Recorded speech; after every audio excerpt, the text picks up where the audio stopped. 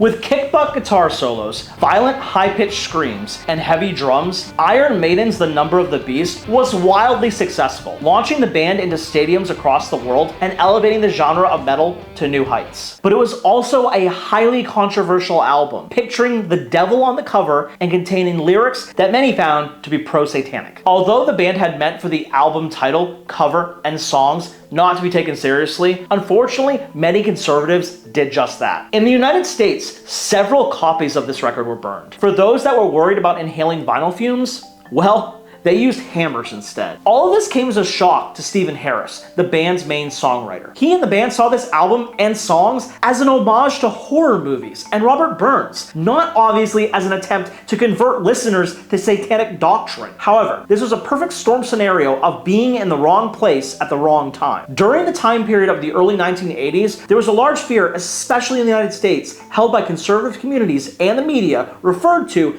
as the Satanic Panic. What would later be categorized as mass hysteria, during this time period, there were conspiracies about secret organizations trying to convert people to Satan. Many were worried that these organizations were so large that anyone could be a believer, even your local kindergarten teacher. These theorists even went a step further, believing that the members would convince others to behave in odd methods of devil worship, from committing blood rituals and necrophilia to even eating fetuses and committing human sacrifice. Children were believed to often be targets, either as the abused individuals for these said rituals or as young inductees to the satanic cults that couldn't fight back. Yeah, I know, it sounds nuts, but people really believed this. Looking back, there is no evidence to support any of these claims. But at the time, unfortunately, Iron Maiden's album played into these fears. This type of satanic heavy metal music, along with D&D manuals and horror movies, became a subject among many public burnings, often spearheaded by conservatives and churches. Listening to this album now, it's obviously campy and meant to be taken that way, but in times of mass hysteria,